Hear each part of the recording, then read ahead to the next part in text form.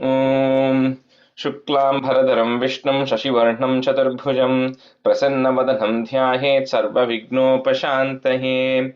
Om Sahana Vavatu Sahanau Bhunaktu Sahavidhyam Karavavahe Tejasvinavadhi Tamastu Mavet Vishavahe. Om Shanti Shanti Shantihi.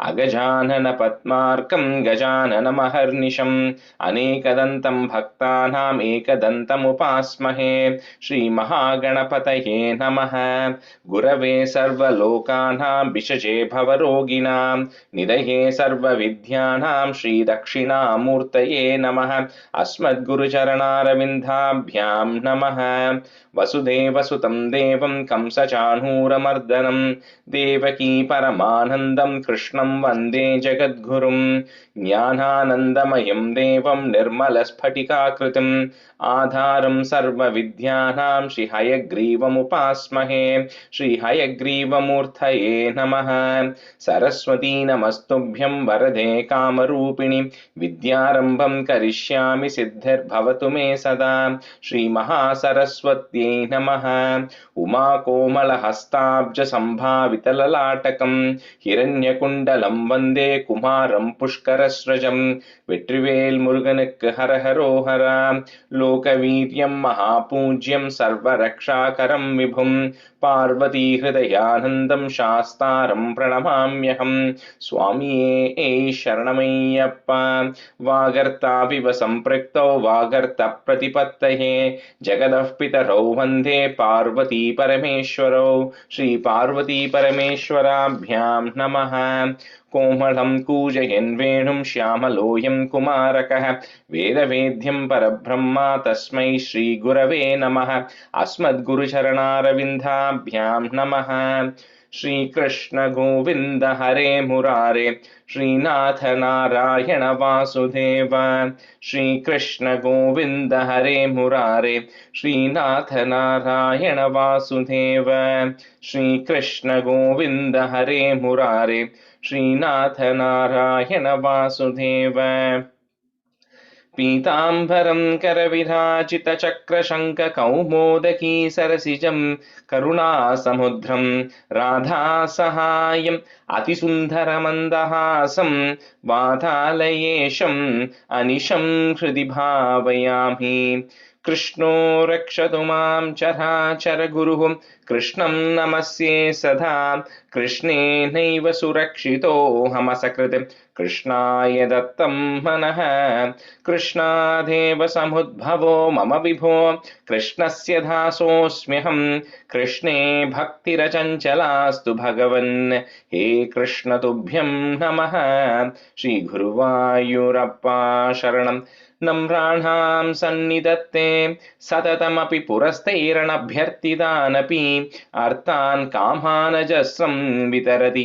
परमानन्दसान्द्रां गतिं च इत्थं निःशेषलभ्यो निरवधिकफलः पारिजातो हरे त्वं क्षुद्रं तं शक्रवाटी ध्रुममभिलषति व्यर्थमर्त्यव्रजोऽयं श्रीगुरुवायूरप्पा शरणं श्रीभट्टपादम् अनिशं हृदि भावयामि वंशी विभूषितकरात् नवनीरदाभात् पीताम्बरात् अरुणबिम्बफलादरोष्टात् पूर्णेन्दुसुन्दरमुखात् अरविन्दनेत्रात् कृष्णात् परं किमपि तत्त्वमहं न जाने കൈരണ്ടും കൂപ്പി ഞാൻ വിണ്ടൂമീരക്കുന്നു നീരജലോചന നിന്നോടായി ഏതീനു മന്യനെ കുമ്പിടേണ്ടാത്തോരു രീതിയിൽ നീ എന്നെ പാലിക്കെന്നായി കൃഷ്ണ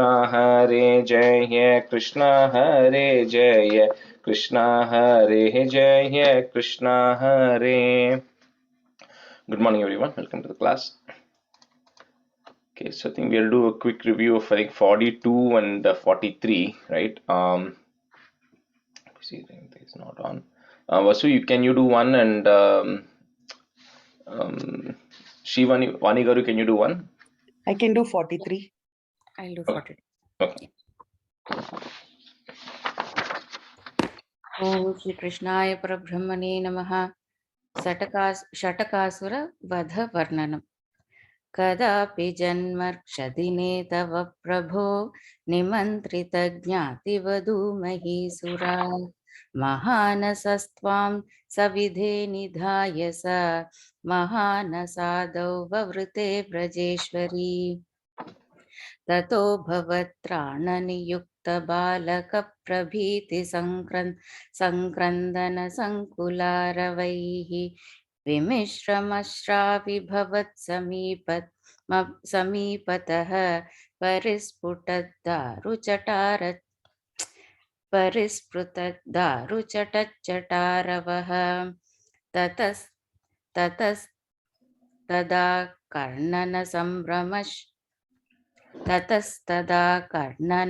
सम्भ्रमश्रमप्रकम्पि वक्षोज भारव्रजाङ्गनाः भराव्रजाङ्गना प्रकम्पि वक्षोज भरव्रजाङ्गनाः भवन्तमन्तर्ददृशुः समन्ततो विनिष्पतद्दारुणदारुमध्यगम् शिशोरहो किमभूतिद्रुतं प्रधाव्यनन्दः पशुपाश्च भूसुराः भवन्तमालोक्य यशोदया धृतं समाश्वसन् नश्रुजलार्द्रलोचनाः कस्कोऽनुकौतुस्कुत एष विस्मयो विसङ्कटं यच्चटकं विपाटितम् न कारणं किञ्चिदिहेति ते स्थिताः स्वनासिका दत्तकरास्त्वदीक्षकाः. Vani Garu, that first second line yacha katam, I think you said some slightly different word there. Vishankatam yacha katam vipatitam. Yeah, okay. विसङ्कटं यच्चकटं विपाटितम्. Yep. कुमारकस्यास्य पयोधरार्थिनः प्ररोदने लोलपदाम्बुजाहतं मया दृष्टमनो विपर्यगात् इतीशते पालकबालका जगुः भिया तदा किञ्चदजानतामिदं कुमारकाणामति दुर्घटं वचः भवत्प्रभावा विदुरैरितीरितं मनागिवा शङ्क्यति दृष्टपूतनैः. Managi vashankyatha, that fourth line. Okay. मनागिवा शङ्क्यत दृष्टपूतनैः प्रवालताम्रं किमिदं पदं क्षतं सरोजरम्यौ करौ विरोजितौ इति प्रसर्पत्करुणातरङ्गिताः त्वदङ्गमापस्पृशुरङ्गनाजनाः अये सुतं देहि जगत्प्रते कृपाक्तरङ्ग पातात्परिपातमध्यमे इति स्म सङ्गृह्य पिता त्वदङ्गकं मुहुर्मुहुश्लिष्यति जातकण्टकः अनोनिलीनः किल हन्तुमागतः सुरारिरेवं भवता विहिंसितः रजोऽपि नो दृष्टमुमुष्य तत्कथं सशुद्धसत्त्वे त्वयि लीनवान् ध्रुवम् प्रपूजितैस्तत्र ततो द्विजातिभिः विशेषतो लम्बितमङ्गलाशिषः व्रजं निजैर्बाल्यरसैर्विमोहयन् मरुत्पुराधीशरुजां जहीहि मे. श्री कृष्णाय परब्रह्मणे नमः. Dasakam 43 Trunavata Vadaha Twamekada Gurumarut Puranata Vodum गधाधिरूढ गरिमानमपारयन्ति माता निधाय शयने किमिदं बतेति ध्यायन्ति चेष्टत गृहेषु निविष्टशङ्का Sorry, Vasu, on the second line, first word, Gadhadhirudha. Second line, first word. गदाधिरूढं சொல்லிட்டேனோ Yeah. Okay. We keep going. तावद्भिधूरमुपकर्णित घोरघोष व्याजृम्भि पांशु पतली परिपूरिताशः वात्या वपुस्स किल दैत्यवरस्तृणावर्ताख्यो जहार जनमानसहारिणं त्वाम् उद्धाम तिबिराहत दृष्टिपाते द्रष्टुं किमप्यकुशली पशुपाललोके हा बालकस्य किमिति त्वदुपान्तमाप्ता माता भवन्तम् अविलोक्य कृशं रुरोढ. Second line, the kushale. I think you said something maybe slip. Kimapya kushale. Okay. तावत् सधानवरोऽपि च दीनमूर्तिः भावक्तभार परिधारणलून वेगः संकोचमाप तदनुष शतपांसु संकोचमाप तदनुष शतपांसु घोषे व्यतायत भवत् जननी निनादः रोधोपकर्णनवशात् उपगम्य गेहं हृदत्सु नन्दमुखगोपकुलेषु दीनः त्वां दानवस्त्वखिल मुक्तिकरं मुमुक्षुः त्वय्यप्रमुच्यति पपात वियत् प्रदेशात्. And the second line, first word, Krandatsu. Okay. Krandatsu. Yeah. Okay. रोदाकुलास्तदनुगोपगणा बहिष्ट पाषाणपृष्ठभुवि दीनमतिस्तविष्टं प्रैक्षन्त हन्त निपतन्तममुक्ष्य वक्षस् यक्षेनमेव च भवन्तमलं हसन्तं ग्रावा प्रपात परिपिष्ट देह भ्रष्टासु दुष्ट धनुजोपरि दृष्टहासम् आज्ञानमम्बुजकरेण भवन्त भीत्य कोपाददुर्गिरिवरादिव नीलरत्नम्. Vasu, the first line, first word, grava. And grava, you said grava. एकैकमाशु परिगृह्य निकामनन्दन् नन्दादिकोप परिरब्ध विचुम्बिताङ्गम् आदातु काम परिशाङ्कित गोपनारी हस्ताम्बुज प्रपतितं प्रणुनो भवन्तं भूयोऽपि किन्नु कृणुमः प्रणतार्तिहारी गोविन्द एव परिपालयतात्सुतं नः इत्यादि मातर पितृ प्रमुखैस्तधानीं सम्प्रारितस्त्वधवनाय विभो त्वमेव. Last line, first word, samprarthitas. त्वधवनाय विभो त्वमेव वातात्मकं धनुजमेव मयि प्रदून्वन् वातोद्भवान् मम गधान् किमु नोद्दुनोषि किं वा करोमि पुनरप्य निलालयेश निःशेष रोग शमनं मुहुरार्तये त्वाम्. Muhura, you said on the last word. Muhurartaye. Muhurartaye tvam. Okay. Rajesh, one question. On the same chapter, sixth verse, second line, Pashana Prishta Bhuvi Deha Matin Potrukindilla. Correct? Deham Atista Vishtam. Atista Vishtam. Okay. Thank you. Okay, so we'll continue with 45. Even today's chapters are really small chapters only. So Narayani, you can be. Can I be a student in the first half and second half I have to step out? Yeah. I was going to pick you only. So Narayani and you for the first half. Yeah. Okay. Thank you. So 45 is Krishnasya Bala Krida Varnanam. So this is just, like 44 was a naming ceremony. So Krishna has now turned about little more than 1 year, right? So just all the small things that kids do and how Krishna has kind of come in as a regular child, and for the Gopikas, all the small things that babies do, that's what is essentially this chapter. So nothing major, no twists and turns or anything. It's just going to be like a plain, simple chapter, right? That's going to happen here. So stanza 1. So now every couple of stanzas, I'll try to say the meaning.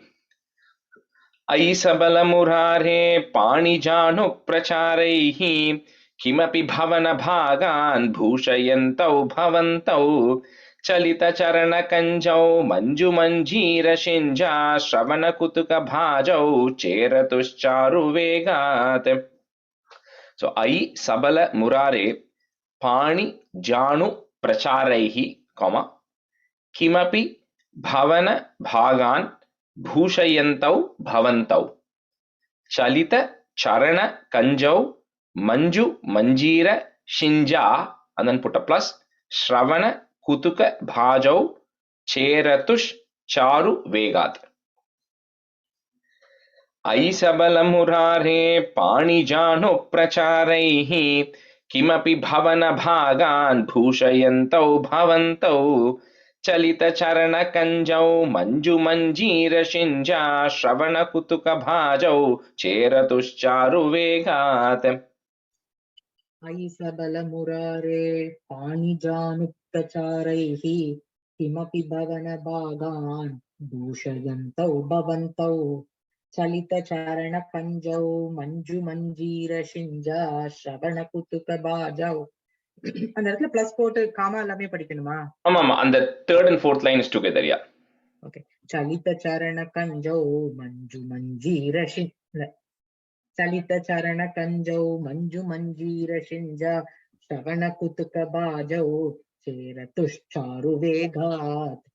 अयि सबलमुरारे पाणिजानुप्रचारैः किमपि भवनभागान् भूषयन्तौ भवन्तौ चलितचरणकञ्जौ मञ्जुमञ्जीरशिञ्जा श्रवणकुतुकभाजौ चेरतुश्चारुवेगात्. अयि सबलमुरारे पाणिजानुप्रचारैः किमपि भवनभागान् भूषयन्तौ भवन्तौ चलितचरणकञ्जौ मञ्जुमञ्जीरशिञ्जा श्रवणकुतुकभाजौ चेरतुश्चारुवेगात्. अयि सबलमुरारे पाणिजानुप्रचारैः किमपि भवनभागान् भूषयन्तौ भवन्तौ चलितचरणकञ्जौ मञ्जुमञ्जीरशिञ्जा श्रवणकुतुकभाजौ चेरतुश्चारुवेगात्. मृदु मृदु Vihasanta Unmishadhantavantau. So that the entire word you will have to say it together because it comes Visantau, Unmishad and all that comes. So read the whole thing together. Vihasanta Unmishadhantavantau, Vadana Patita Keshau Drishya Padabja Deshau Bhuja Galita Karanta Vyala Gat Kankanankau, Matim Aharatam Uchai. If you want to break it, it's Matim Aharatam Uchai. 3 words there. Uchai, he is there, put a F. Pashyatam Vishwa Nrunam. So some books only have one R, you can make it a double R. Vishwa Nrunam. So this Krishna Avataram, like when it happens, it's not just to, what do you call, get rid of bad people, right? But it's also to give that experience to all of the Gopikas and the Gopas and everybody who are there. So the whole idea is none of them thought of Krishna as God, right? Till the very end, nobody even realized that. And even the Pandavas themselves realized that all of this is Krishna himself is a supreme lord only after he passed away. Till that point, even they did not realize it, right? So they all thought he's just some superhuman, but they never realized that he's Hari himself. So here also the Krishna wanted to give that experience of a normal child to all the people who lived in this. So they think of him as only a small child. So here they're saying, first when you are small, Pani with your hand, Janu means knee. So you just start crawling first. That's the first step, right? So you and Balarama were, and maybe Balarama is actually 1 year older, so quite not the same thing. But you were crawling around all over the house with your on your hands and knees, and then you had this anklets that you were wearing, and that was making sound, and that made you walk faster. So all the things that small children go through, and then when you started having your teeth come through, right? So that's why here dantavantau, then start small teeth start coming, and then when you smile, now your teeth was getting exposed, and the curly hair you had was now coming all over your face because they have not done a haircut, right?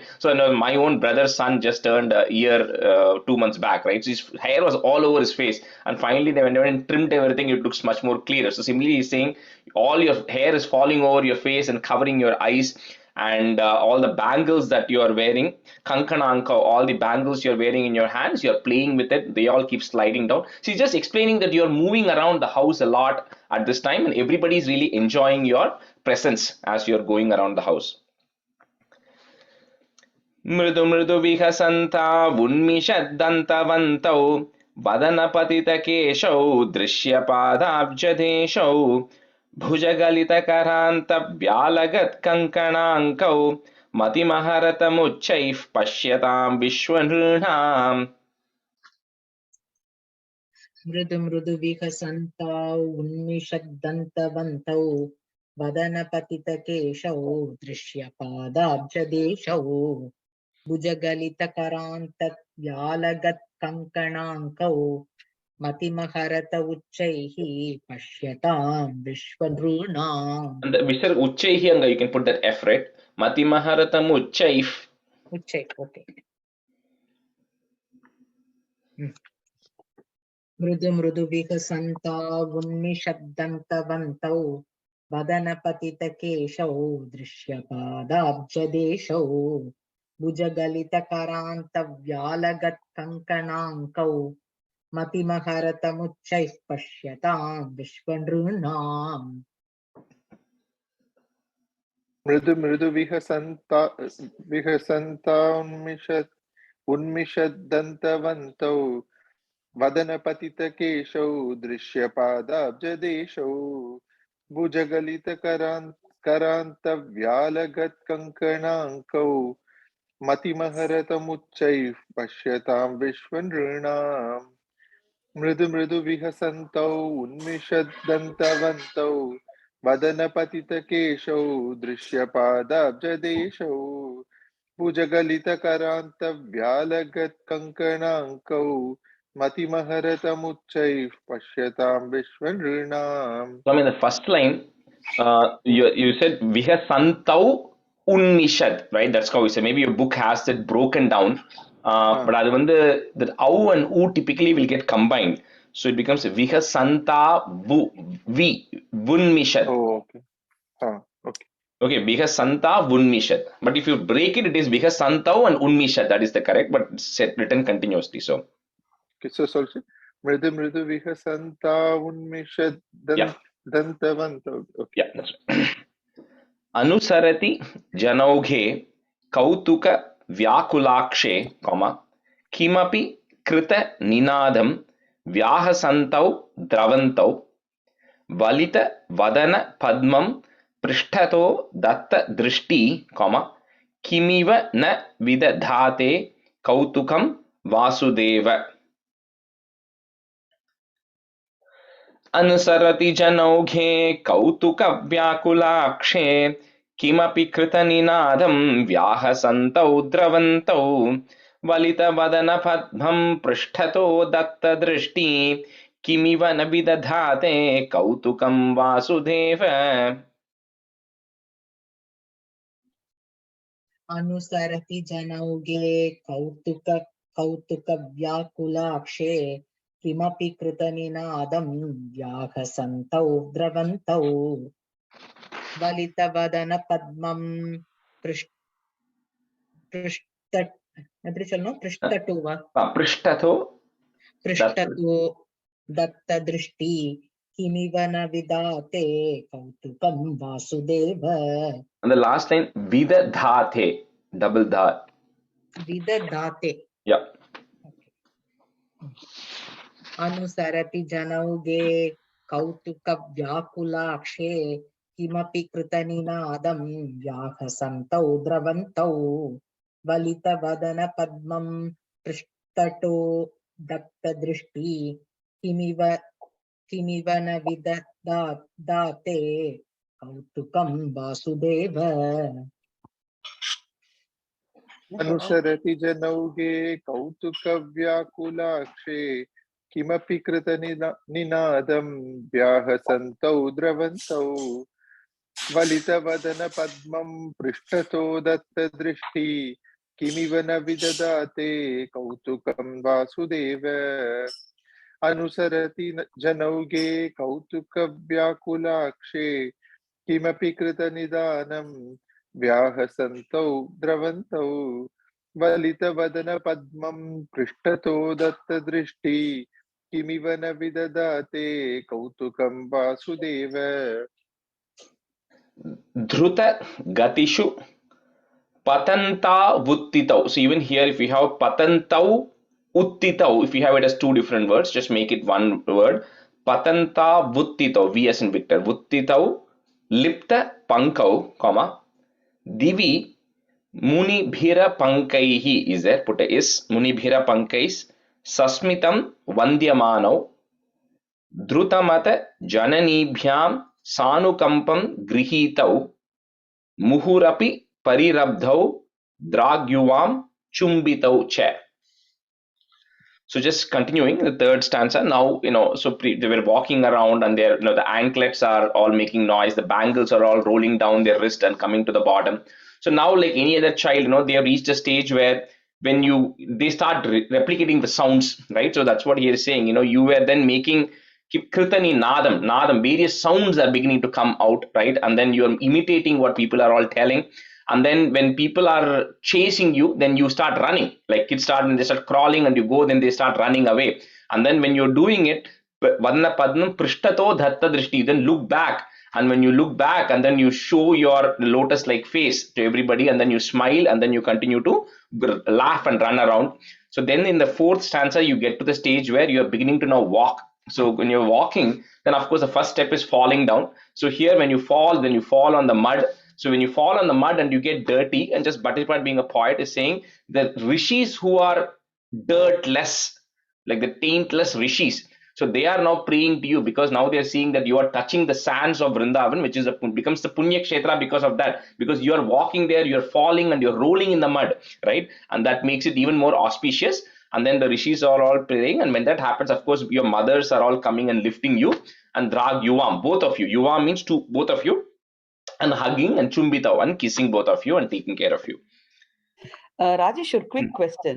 அந்த first line இருக்குல்ல, பத்தந்தௌ எங்க புக்ல வந்து பத்தந்தௌ கொடுத்திருக்கு. அது பத்தந்தான் மாத்த சொன்னேலோ. Yeah, if they have patantau, then they will have uttitau.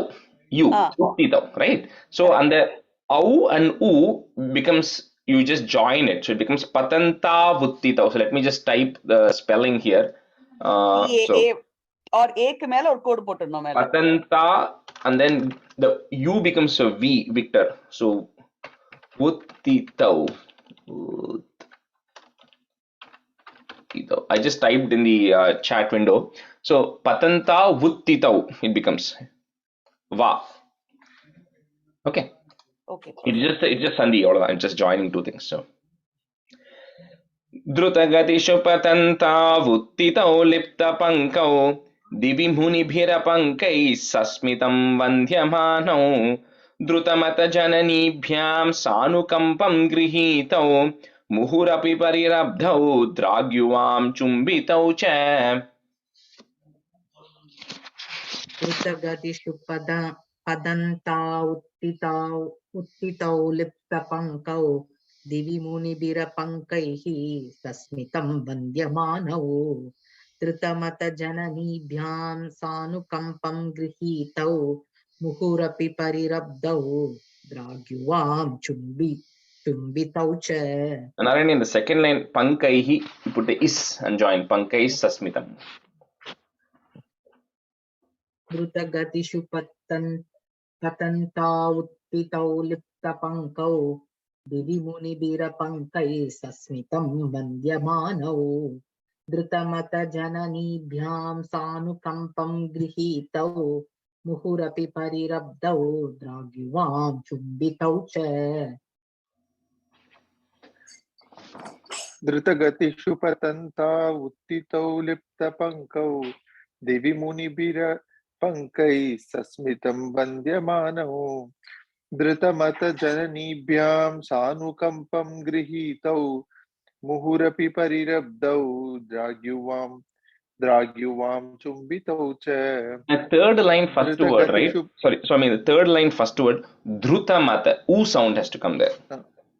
धृतमत Adhe mari first line also dhrutagatishu, same thing. धृतगतिषु पतन्ता उत्थितौ लिप्तपङ्कौ दिवि मुनिभिरपङ्कैः सस्मितं वन्द्यमानौ धृतमत करेक्ट धृतमत Yeah. धृतमतजननीभ्यां सानुकम्पं गृहीतौ मुहुरपि परिरब्धौ द्राग्युवां चुम्बितौ च Snata kucha bharam anke dharayanti bhavantam, comma, taralamati yashoda stanyada dhanya dhanya kapata pashupa madhye mugdha hasankuram te, comma, dashana mukula hridyam vikshya vaktram jaharsha. स्नतकुच भरमंखे धारयन्ती भवन्तं तरलमति यशोधा स्तन्यदा धन्य धन्या कपट पशुप मध्ये मुग्धहासाङ्कुरं ते दशन मुकुल हृद्यं वीक्ष्य वक्त्रं जहर्ष. என்னது bookல ஸ்னுத்தான்னு இருக்கு ஸ்னத்தா படிக்கணுமா எந்த line? First line. What did I say? நீங்க ஸ்னத்தா சொன்னீங்க. Oh, snuta only. ஓகே என்னோடல ஸ்னுத்தா தான் போட்டுருக்கு. Yeah, snuta only. Yeah, sorry. Okay. स्नुत Cooch परमंके धारयन्ति भवन्तं तरलमति यशोदा स्तन्यदा धन्य धन्या कपट पशुप मध्ये मुक्तदासाङ्कुरं ते दशनमुकल हृद्यं वीक्ष्य वक्त्रं जहर्ष. Narayani, third line. Mugdha hasankuram te, ha. मुग्ध ना तपा हसान शुद्ध. स्नुत कुच भरमंके धारयन्ति भवन्तं तरलमति यशोदा स्तन्यदा धन्य धन्या कपट पशुप मध्ये मुग्ध हासान्कुरं ते दशनमुकुल हृद्यं वीक्ष्य वक्त्रं जहर्ष.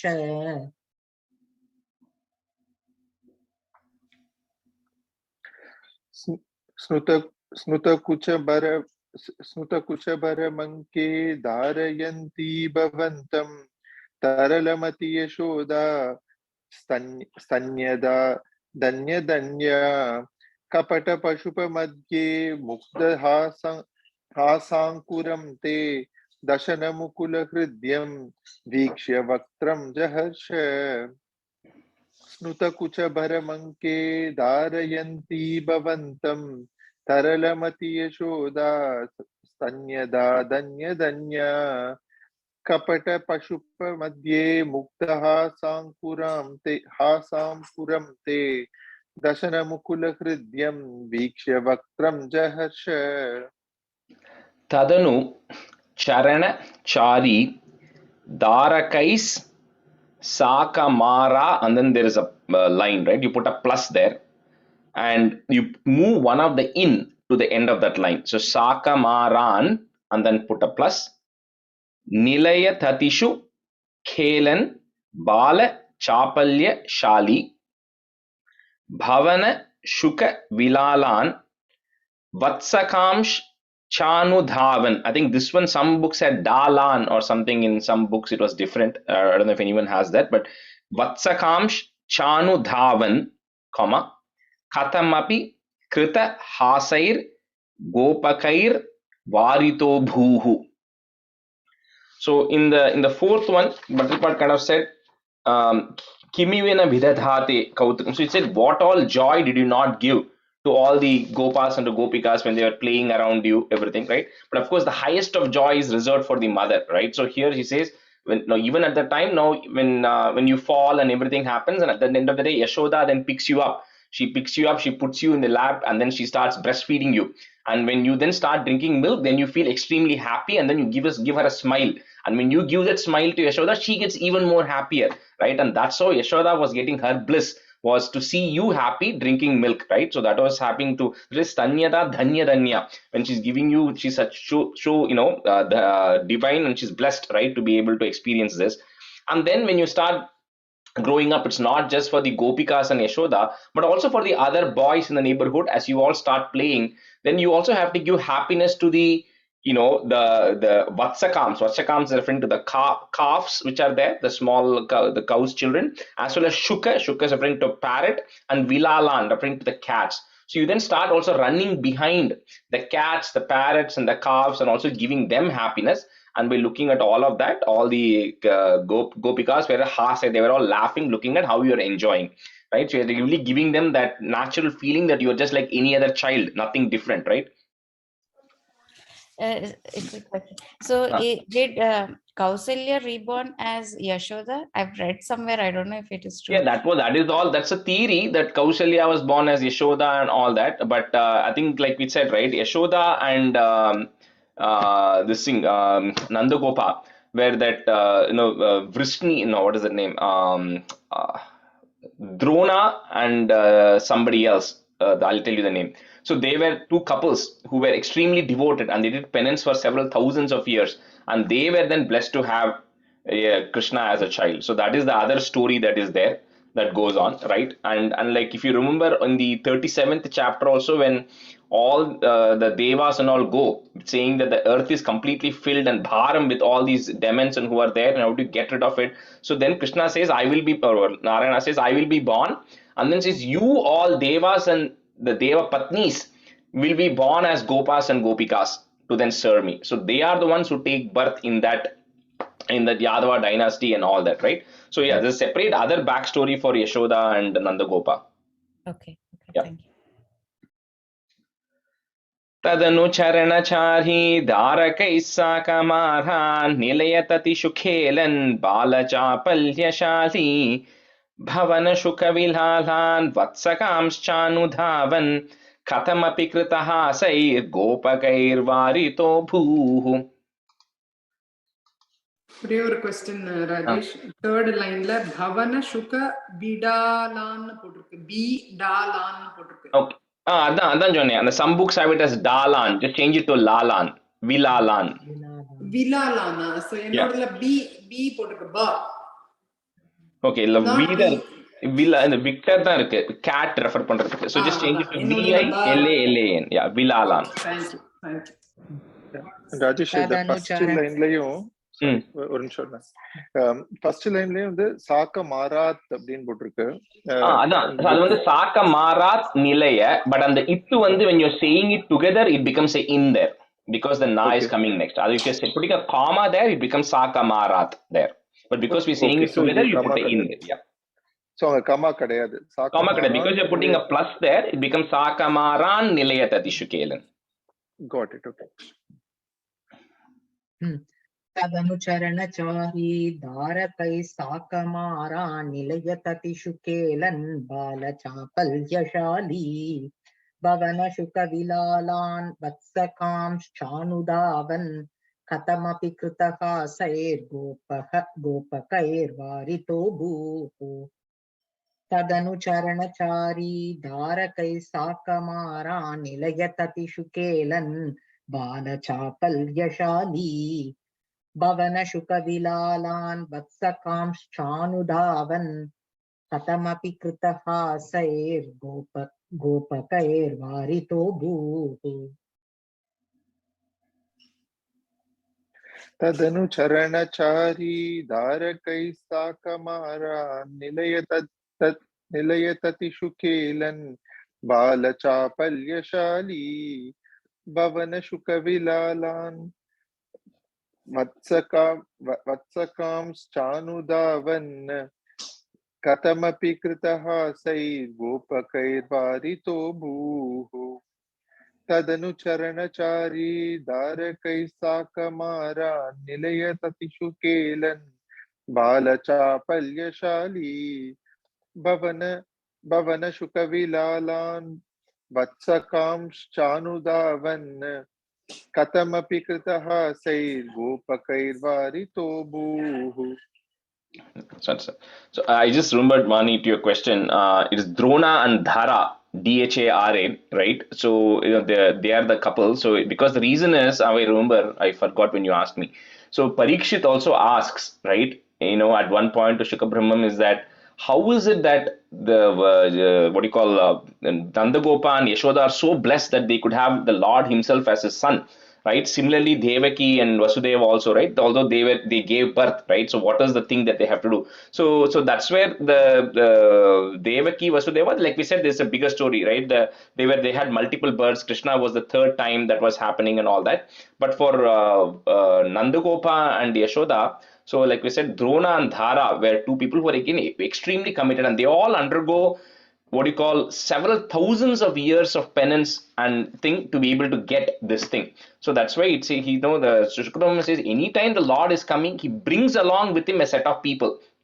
Some of the people repeat, some of the people could be different, right? And they all are people who are like the select few who are deserved to be able to, first of all, to be like, even Bhatripat says, if you remember in the 74th chapter, he says that when Krishna was walking the streets of Mathura, he said, maybe I was not blessed enough, or maybe I did not, realize this. I should have at least gone and seen you, he said, right? I didn't even have that blessing to have even gone to the street and seen you. So, everybody, right, depending on how many things they have done, punyam they have done, they get various opportunities. So, here, Shukra Brahman says, is Drona and Dhara were then blessed by Brahma after they did all this meditation. They asked, what do you want? They said, we want to go spend time with the Lord during his incarnations. And then that's how they got this chance.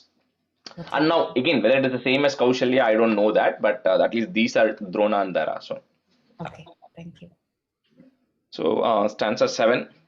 Haladhara sahitastvam yatra yatropayato, comma, vivasha patita netras tatra tatraiva gopyaha vigalita griha kritya vismritapatya bhrityaha. If you don't have a visarga, put there a visarga there and a comma. Bhrityaha murahara muhuratyantakula. So that word comes together. Muhuratyantakula nityamasan.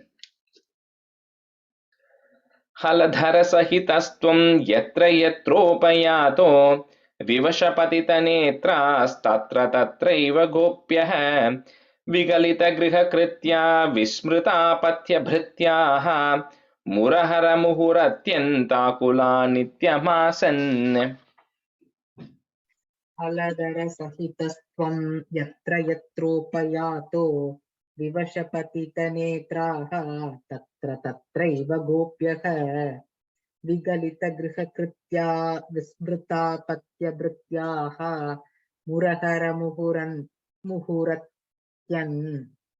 मुहुरत्यन्ताकुला नित्यमासन्. Narayani, in the second line, netraha, you put a is and then join that, okay? Okay. नेत्रास्तत्र. Yeah.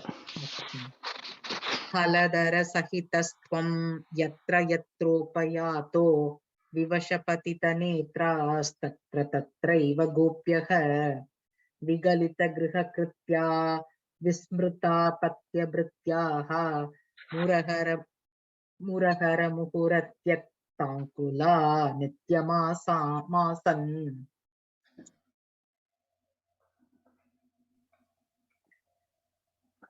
हलधर सहितस्त्वं यत्र यत्रोपयातो विवशपतितनेत्रास्तत्र तत्रैव गोप्यः विगलितगृहकृत्या विस्मृतापत्य भृत्याः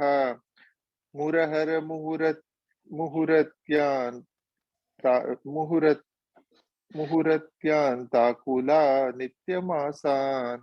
Masan. Nityamasan.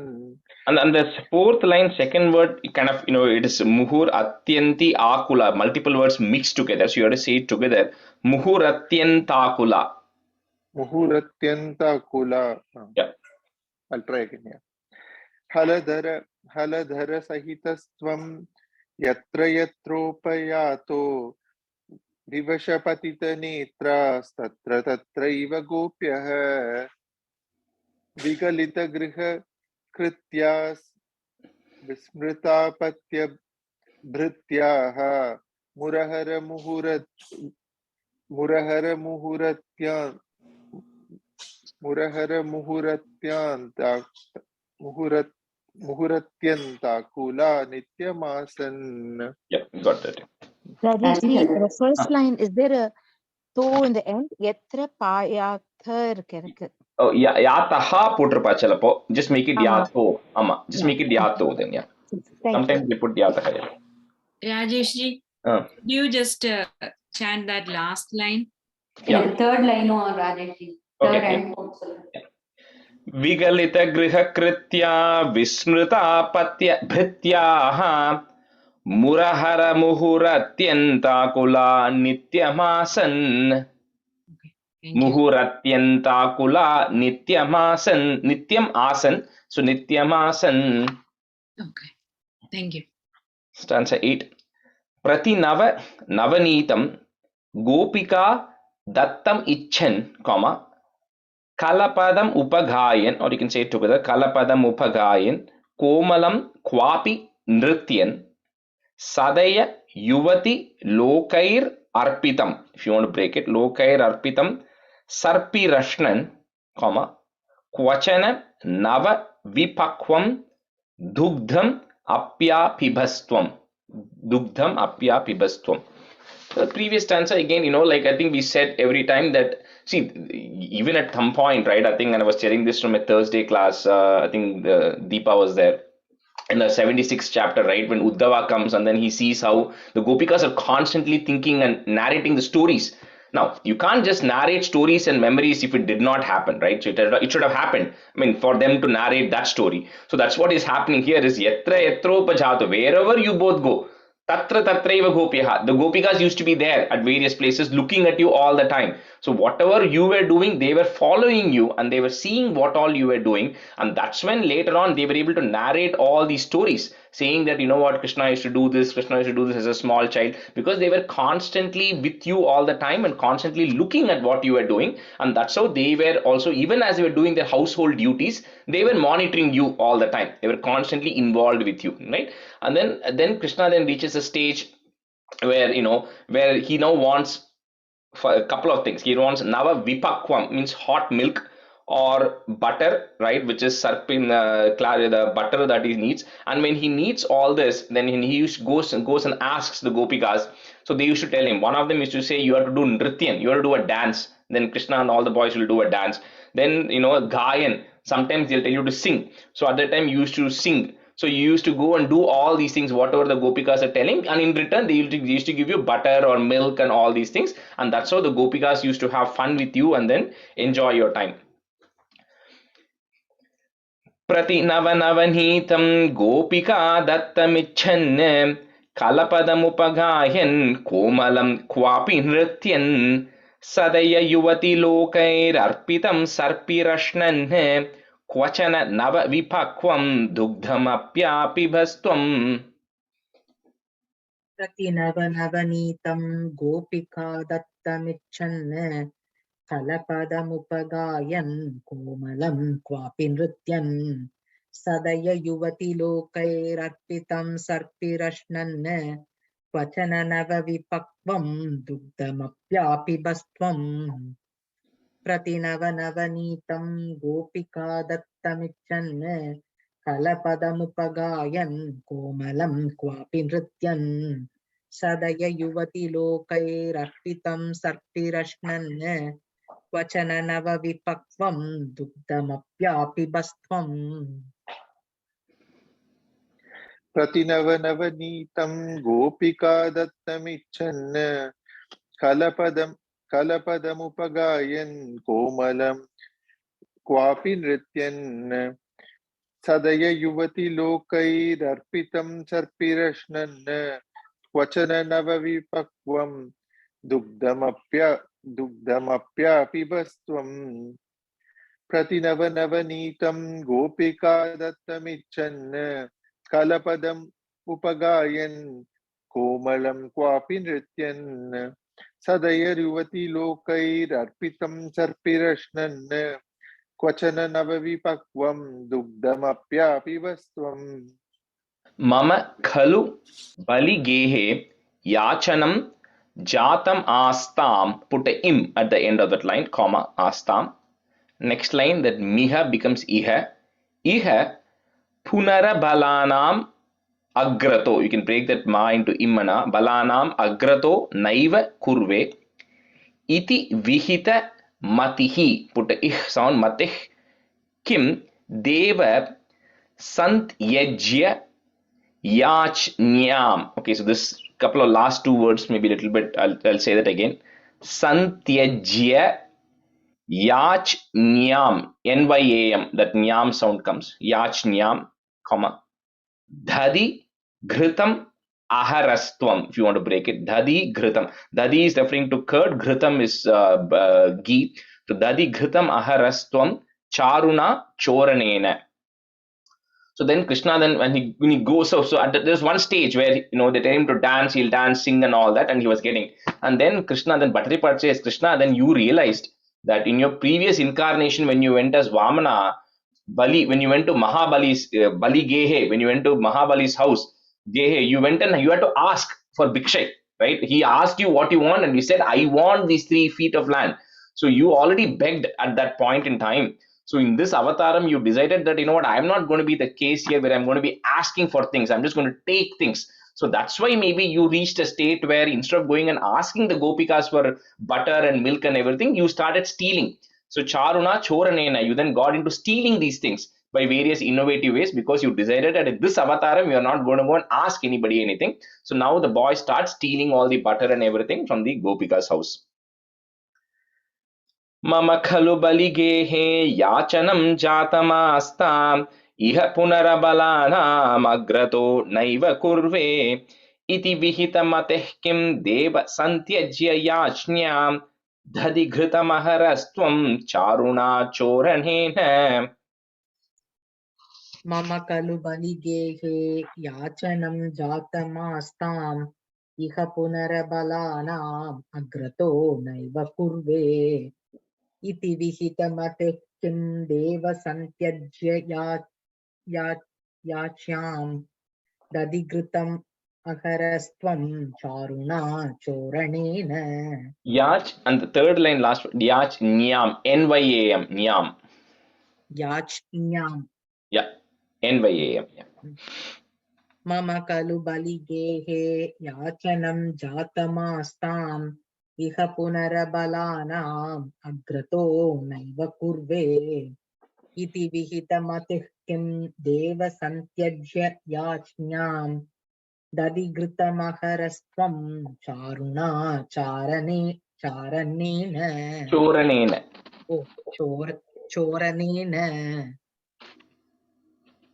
मम खलु बलिगेहे याचनं जातमास्ताम् इह पुनरबलानाम् अग्रतो नैव कुर्वे इति विहितमतिः किं देव सन्त्यज्य याच्न्यां दधिघृतम् अहरस्त्वं चारुणाचोरणेन.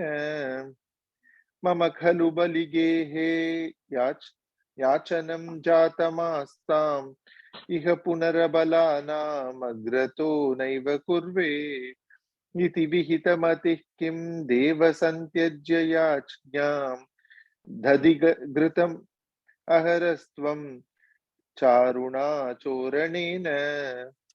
That's it. Tava dhadi ghritam oshe ghosha yosha jananam. Put a im again there, comma. Next line, mabhajata becomes abhajata. Abhajata hridi rosho navakasham na shokaha.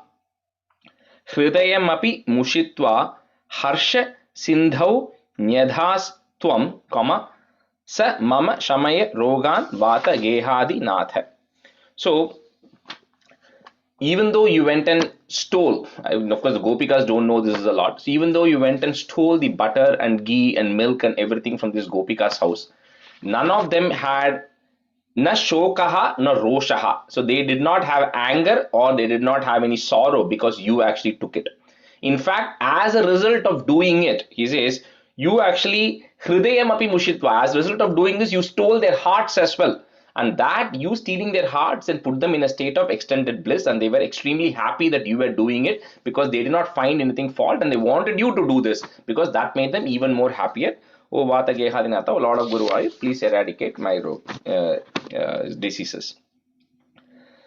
तव धदिघृतमोषे घोषयोषा जनानाम् अभजत हृदि रोषो नावकाशं न शोकः हृदयमपि मुषित्वा हर्षसिन्धौ न्यधास्त्वं समम शमय रोगान् वातगेहाधिनाथ.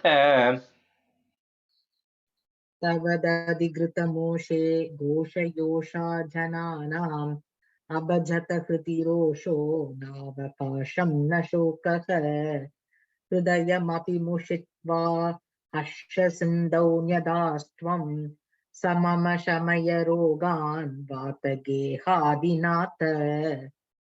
तव दधिघृतमोषे घोषयोषा जनानाम् अभजत हृदि रोषो नावकाशं न शोकः हृदयमपि मुषित्वा हर्षसिन्धौ न्यधास्त्वं समम शमय रोगान् वातगेहादिनाथ.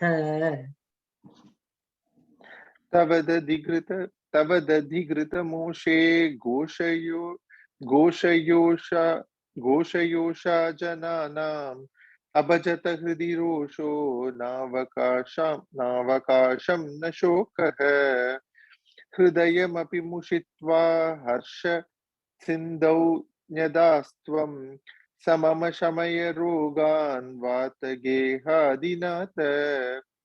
Rajesh, तव sorry. கேக்குறீங்களா? You finish பண்ணுங்க Swami. You finished. Okay. तव दधिघृतमोषे घोषयोषा जनानाम् अभजत हृदि रोषो नावकाशं न शोकः हृदयमपि मुषित्वा हर्षसिन्धौ न्यधास्त्वं समम शमय रोगान् वातगेहादिनाथ. Brahmani Namah. Yes, Vasu. Yeah. இது வந்து உங்களுக்கு இது வந்து 10th லைன் 10th இதுதானே லைக் இதுல இருந்து 10thல இருந்தே அவர் வந்து என்ன ஹெல்ப் பண்ண அப்படின்னு கேட்க ஆரம்பிச்சுறாரோ? What do you mean? Like this is the 10th stanza, right? ஆமா, அதுதானே லாஸ்ட் ஸ்டான்ஸா. இன்னும் 2 இருக்கா? அவ்வளவுதான் இருக்கு. இல்ல என் புக்ல 11 and 12 இருக்கு. Oh, right. Actually, yeah, you're right. I 11 and 12 இருக்கு. I remember. I forgot to. In bookல இருக்குல, and I had kept it separately. So I'll have to find it. So give me 1 minute. I remember now. என்ன doubt வந்துருதுன்னா, இப்போ முன்னாடி எல்லாம் 10th கடைசில தான் கேட்டிருந்தார் help No, பண்ணு. actually, that's why I think that's the thing, right? That the other two got added somehow later because it's not there in all the books. Okay. So மம சமய ரோகான் வாதகேகாதிநாத அதனால கேக்குறேன் அவசு அதுல போட்டு. ஆமா. She's asking why he's asking in the 10th. யூஷுவலா கடைசில உமாச்சி காப்பாத்து அப்படின்னு. No, you're right. I remember now. In my book it was not there, but my other book it was there, and I remember I didn't copy it into this book.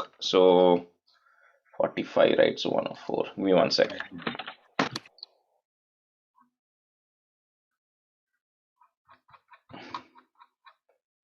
Can somebody? I remember the stanza.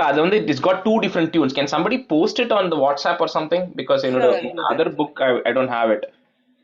Yeah, I'll try to post it right now. I remember those, but somehow I didn't put it in the chat window before I forget this in this.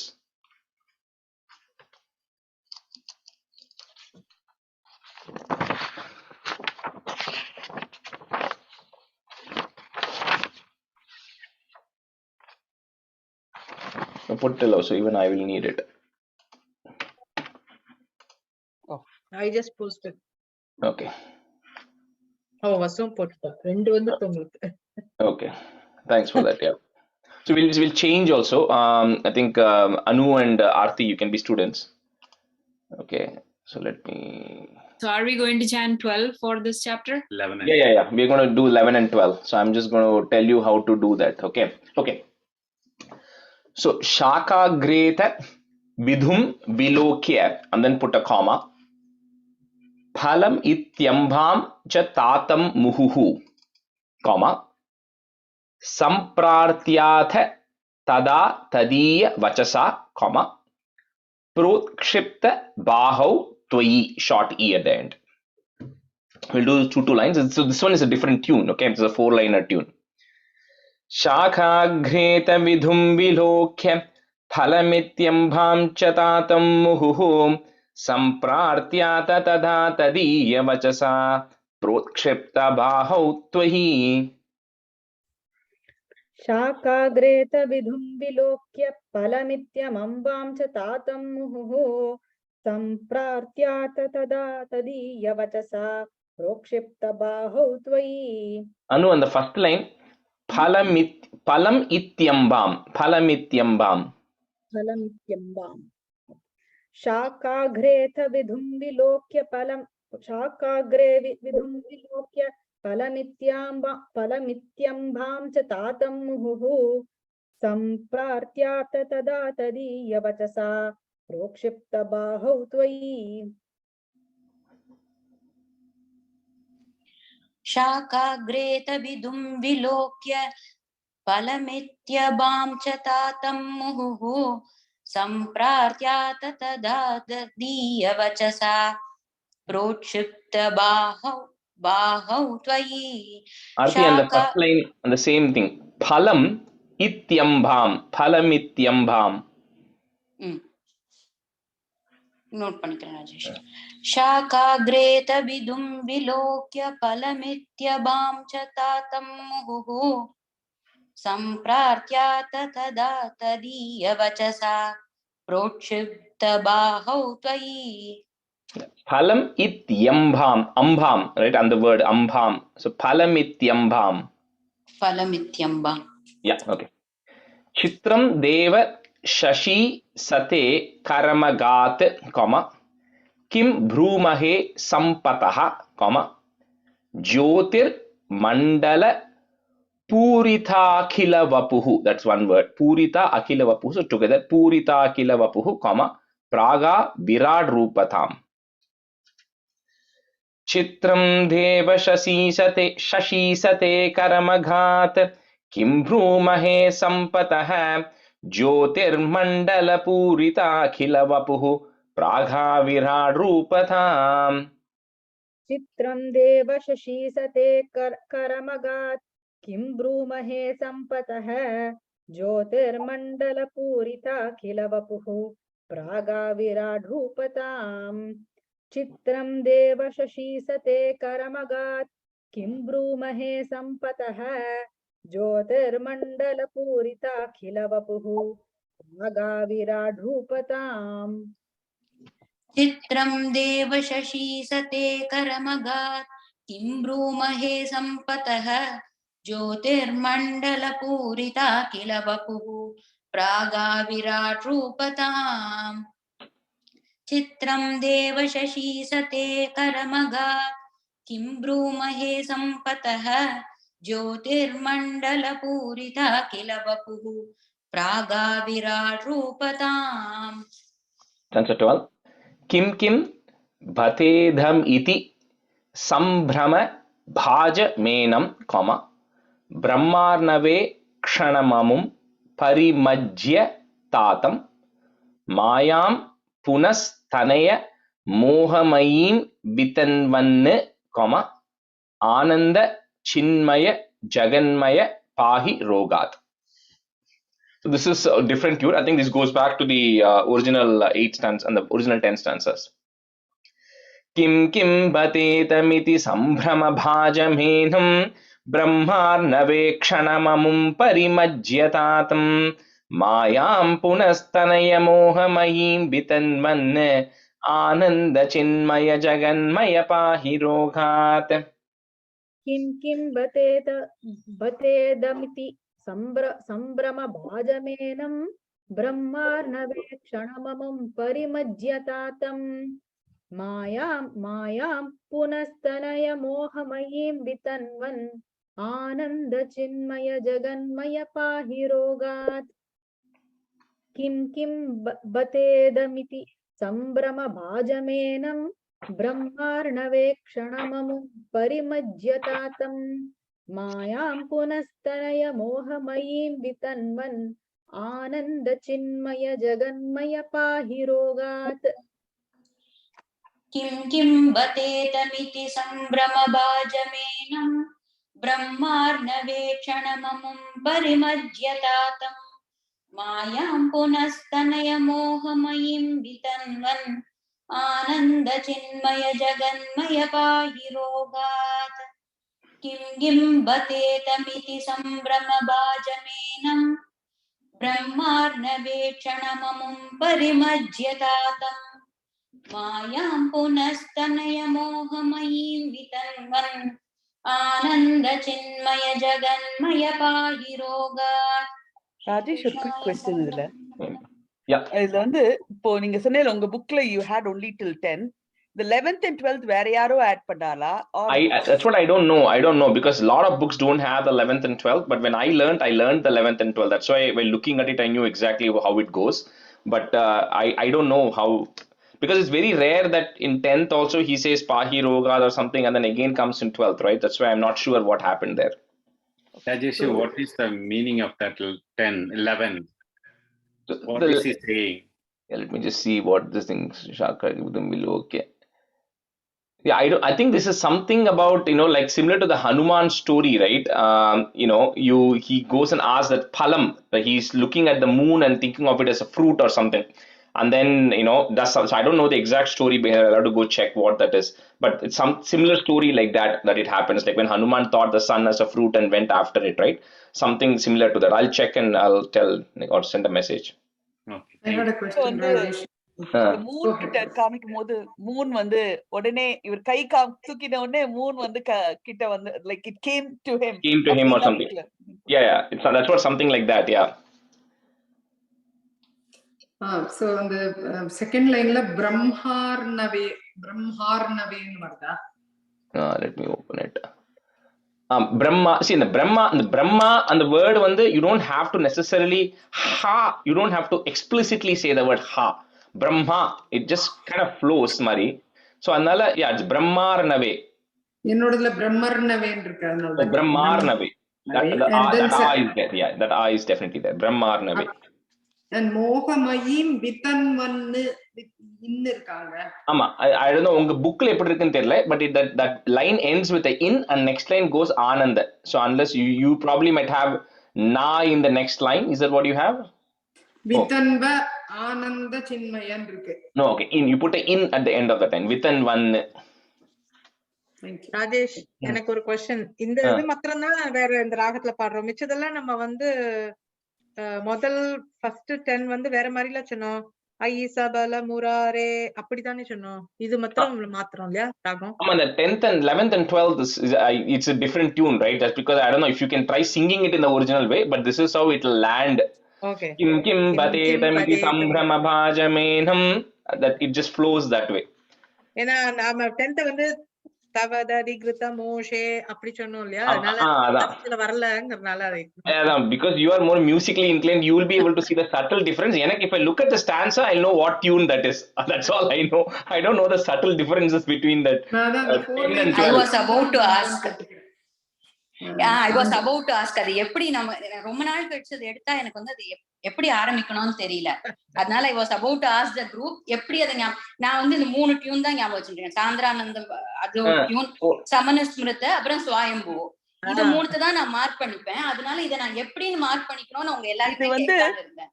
இது கீர்வா நைரத்யமானோ அந்த tune கொண்டுட்டேன்னா இந்த டியூனுக்கு வந்துரும். அதான் ஸ்வயம்பு. சமனஸ்மிருதா தான் நாம எழுதி வச்சுப்பேன்.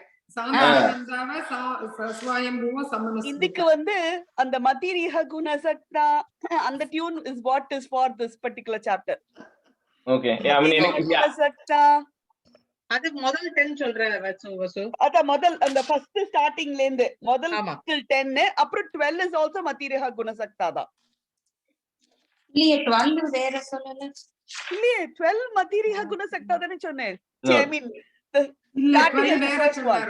கிம் கிம் batithamiti samsamahajam.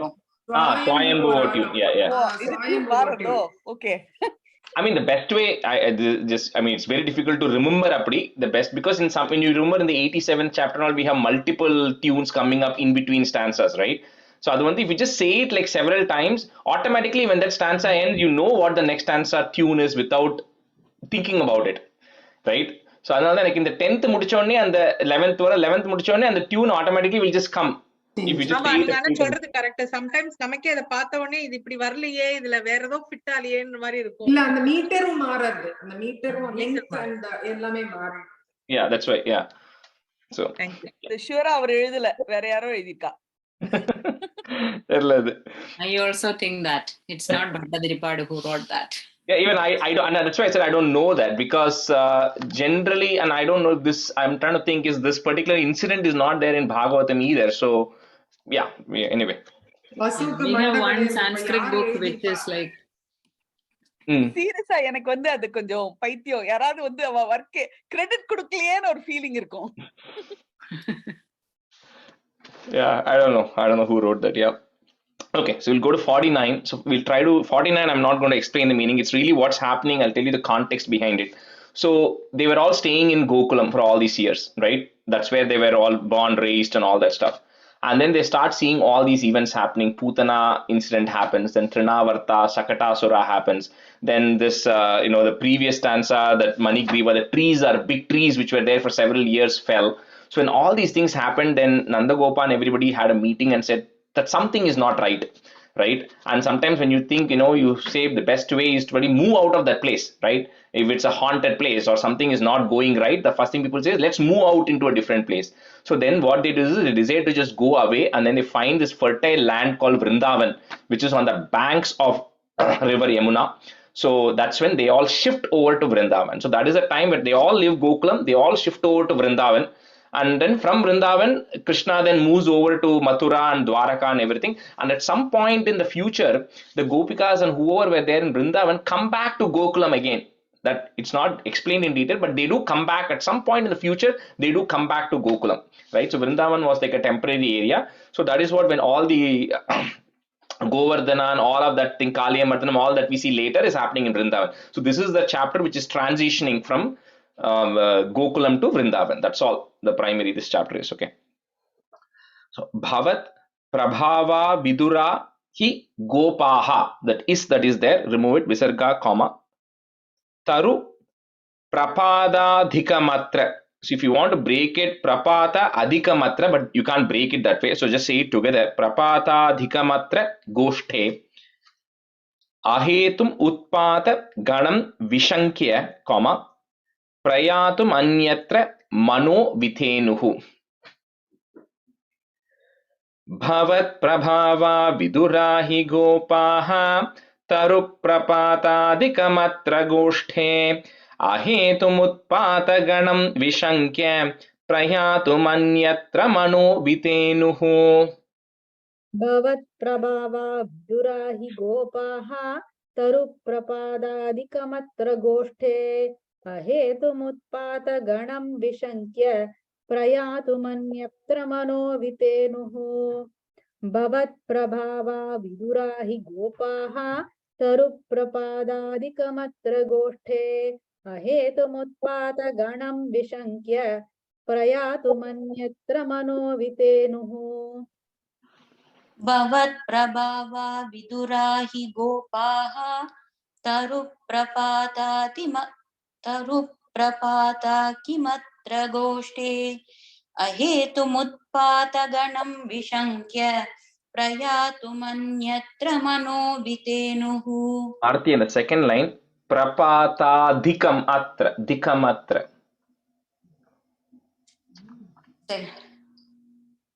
Dikam. Yeah. Bhavat prabhava vidurahi gopaha taru prapata dikamatra goshti ahetumutpata ganam vishankya prayatu manyatra mano vitenuhu. Tatropa nandabhida gopa varyo, comma, jagau bhavat preranayeva nunam.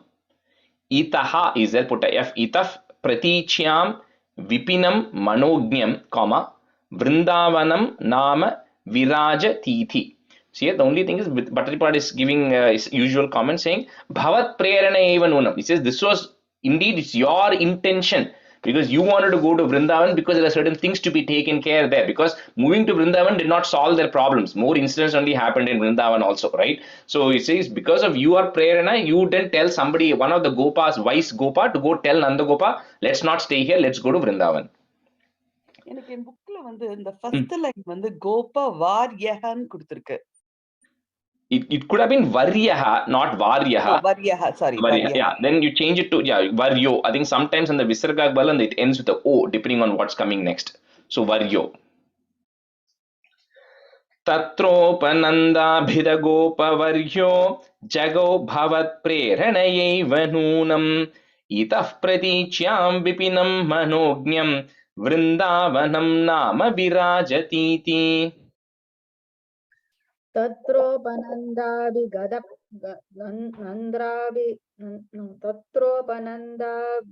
गोपवर्यो जगौ भवत् प्रेरणयैव नूनम् इतः प्रतीच्यां विपिनं मनोज्ञं वृन्दावनं नाम विराजतीति.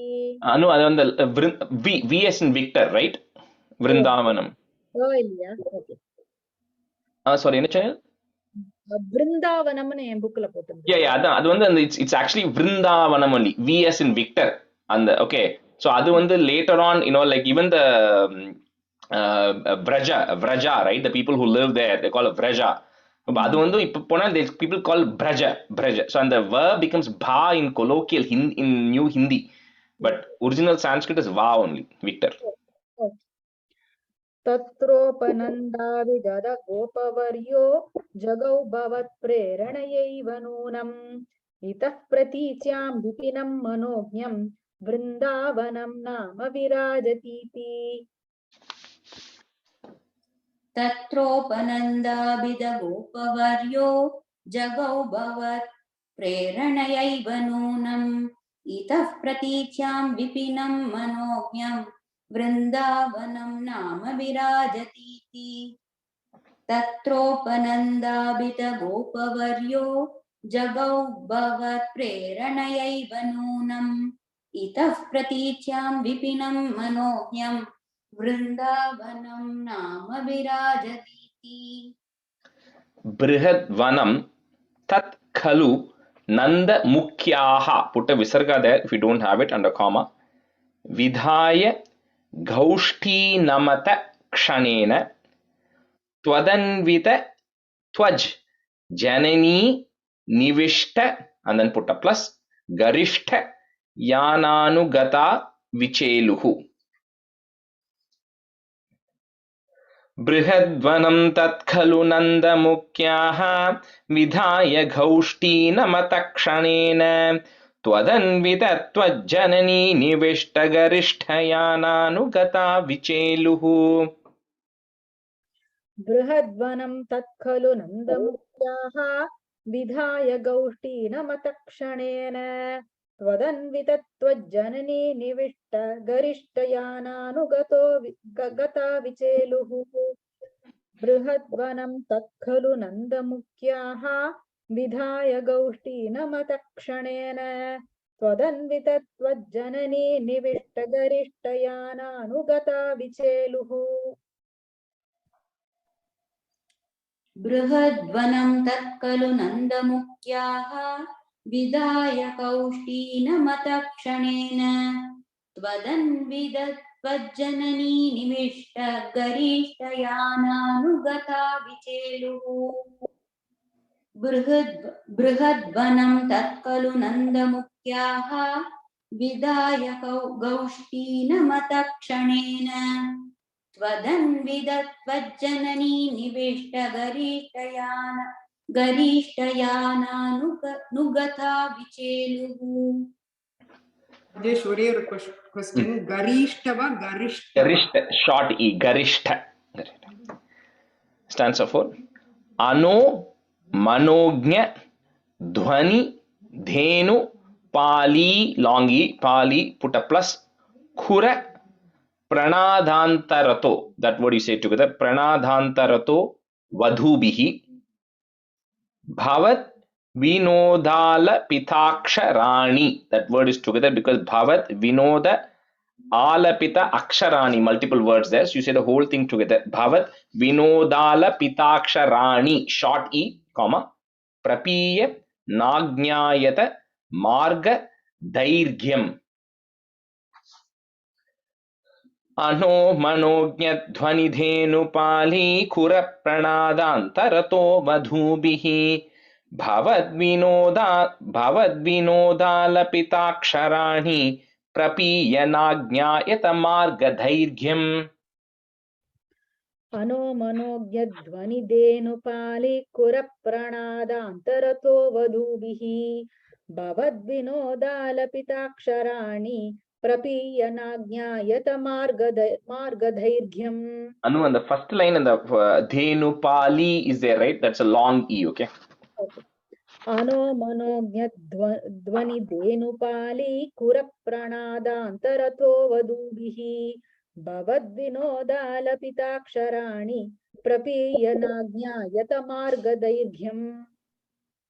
अनो मनोज्ञध्वनिधेनुपाली कुरप्रणादान्तरतो वधूभिः भवद्विनोदालपिताक्षराणि प्रपीयनाज्ञायत मार्गदैर्घ्यम्. अनो मनोज्ञध्वनिधेनुपाली कुरप्रणादान्तरतो वधूभिः भवद्विनोदालपिताक्षराणि प्रपीयनाज्ञायत मार्गदैर्घ्यम्. We'll do one more and we'll stop today. Nirikshya vrindavanam isha nandat, and then put a plus, prasuna kunda pramukha drumaugham amodathaha, is that put a ish, amodathash shadvala sandra lakshmiya, comma, harin mani kuttima pushta shobham.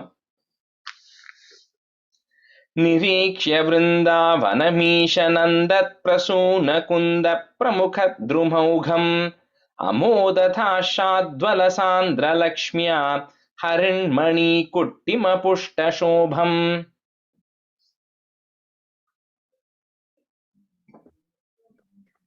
निरीक्ष्य वृन्दावनमीशनन्द प्रसूनकुन्द प्रमुखद्रुमौघम् अमोदताशाद्वलसान्द्रलक्ष्म्या हरिण्मणिकुट्टिमपुष्टशोभम्.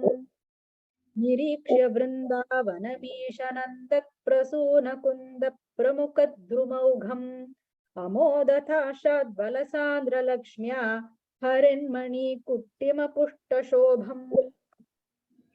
निरीक्ष्य वृन्दावनमीशनन्दत् प्रसूनकुन्द प्रमुखद्रुमौकम् अमोददाशाद्वलसान्द्रलक्ष्म्या हरिण्मणिकुट्टिमपुष्टशोभम्. निरीक्ष्य वृन्दावनमीशनन्दत् प्रसूनकुन्द प्रमुखद्रुमौकम् अमोददाशाद्वलसान्द्रलक्ष्म्या हरिण्मणिकुट्टिमपुष्टशोभम्. Brahmane Namaha. Okay, we'll stop the class here today.